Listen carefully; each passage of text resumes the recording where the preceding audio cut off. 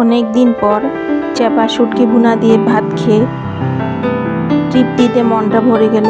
আসসালামু আলাইকুম, সবাই কেমন আছেন? আশা করি সবাই ভালো আছেন। নতুন আরেকটা ব্লগ দেখার জন্য সবাইকে ওয়েলকাম করছি। এটা হচ্ছে একটা খুব সুন্দর মসজিদের সামনে গম্বুজের মতো তৈরি করা হয়েছে। এই জায়গাটা আমার বাসা থেকে যেতে পথেই পড়ে। রাতের বেলা একটু বের হয়েছিলাম। রাতের বেলায় এখানে ভিতরে যে লাইটগুলো দিয়েছে স্পটলাইট, ওগুলা জ্বালিয়ে দেয়, দেখতে বেশ ভালো লাগে। বাজার থেকে লতি আনা হয়েছে। লতিগুলো আমি কেটে বেছে রেডি করে নিয়েছি, রেডি করে ভাপ দিয়ে নিয়েছি। এই যে এখন লোট শুটকি দিয়ে রান্না করব। লোটটা শুটকি আর চাপা শুটকি ভুনা করব। একটু চুলায় গরম পানি বসিয়ে নিয়েছি। এখন এই গরম পানিতে শুটকিগুলো ভিজিয়ে রাখছি 10 মিনিটের মতন। একটু ডলে নিচ্ছি। চাপা শুটকি, এটা বাঁশপাতা চাপা শুটকি। আর লোটটা শুটকি দিয়ে লতি রান্না করব। আর চাপা শুটকিটা আমি এমনি পেঁয়াজ রসুন কেটে ভুনা করব। চুলায় পরিমাণ মতো তেল দিয়ে দিয়েছি, তেলের পরিমাণটা একটু বেশি দিয়েছি। পেঁয়াজ রসুন কুচি করে নিয়েছি। শুটকি রান্নাতে তো পেঁয়াজ রসুনের লতি দিয়ে শুটকি ভুনা করতে গেলে একটু পেঁয়াজ রসুনের পরিমাণটা বেশি দিতে হয়, তাই বেশি পরিমাণে পেঁয়াজ রসুন কুচি নিয়ে নিয়েছি। আর একটা টমেটো কেটে নিয়েছি। পেঁয়াজ রসুনটা ভালো করে ভাজা করে তারপরে একে একে সব কিছু দিয়ে দিব। আমি একটু আদা বাটাও সঙ্গে দিব। অনেক দিন পর লতি রান্না করলাম। বেশ কিছুদিন যাবৎ আমি লতি রান্না করে খাই না। এখন গুঁড়া মশলাগুলো দিয়ে দিচ্ছি। গুঁড়া মশলা বলতে মরিচ, হলুদের গুঁড়া, লবণ, এইটাই দিয়েছি। এগুলো ভালো করে আমার মশলাগুলো কষানো হয়ে গেলে তারপর দিয়ে দিব ভিজিয়ে রাখা, ভালো করে ধুয়ে পরিষ্কার করে নিয়েছি লোটটা শুটকিগুলো। আমি একটু আটা দিয়ে ধুয়ে নিয়েছি, না হয় যে শুটকির থেকে একটা গন্ধ আসে, যেটা একদম পুরাঘর গন্ধ হয়ে যায়। এখন খুব সুন্দর একটা স্মেল আসছে যখন রান্না করছিলাম। এই যে ভুনা করে নিচ্ছি ভালো করে লতিটা, তারপর দিয়ে দিব। শুটকিটা আমার ভালো করে কষানো হয়ে গেলে, এ ফাঁকে কষানো হতে হতে আপনাদেরকে একটু মনে করে দিতে চাই, ছোট করে একটা লাইক দিয়ে ভিডিওটা দেখা শুরু করবেন।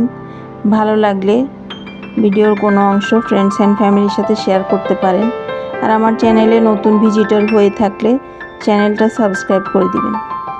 ভাপিয়ে রাখা লতিগুলা এখন শুটকির সাথে দিয়ে দিলাম। আমার একটু গলা ধরে, তাই আমি একটু ভাপিয়ে নিই। অনেকে না ভাপিয়ে লতি রান্না করে, কিন্তু আমি আসলে ওইভাবে খেতে পারি না। পানির পরিমাণটা বেশি দিব না, আমি গরম পানি করে নিয়েছি, গরম পানিটাই দিচ্ছি। হাফ কাপের মতো পানি দিয়েছি। ভালো করে পানি দিয়ে সিদ্ধ হওয়ার জন্য একটু জালটা কমিয়ে বসে দিয়েছি। এই যে বাঁশপাতা শুটকিটা আমি আলাদা করে রেখে দিয়েছি, এটা দিয়ে শুটকি ভুনা করব। সামান্য 2-1 ফোঁটা সিরকা দিয়ে দিলাম। সিরকা দিলে আর একটু গলা কম ধরে। এই যে আমার লতি ভুনাটা হয়ে গিয়েছে। এই যে রান্নার পর আমি একটা প্লেটে ঢেলে নিয়েছি। আমি যখন ভয়েস ওভার করছি দুপুরে, তো আমি লাঞ্চে খেয়ে নিয়েছি, খুব ভালো হয়েছিল খেতে। এই দিকে আমি চাপা শুটকি ভুনা করার জন্য পরিমাণ মতো তেল দিয়ে দিয়েছি। তেলের পরিমাণটা একটু বেশি দিয়েছি। চুলায় প্যান বসিয়ে একটু এদিক ওদিক কী জানি করতেছিলাম, ডেকচিটা বেশি গরম হয়ে একটু কালো হয়ে গিয়েছে। এখন পেঁয়াজ রসুন কুচিগুলো দিয়ে দিচ্ছি, আর কয়েকটা শুকনা মরিচ বেটে রেখেছিলাম। পেঁয়াজ রসুনগুলো নাড়তে তেলের উপর একটু নরম হয়ে আসলে বাটা মরিচটা, হলুদের গুঁড়া, লবণ দিয়ে দিব।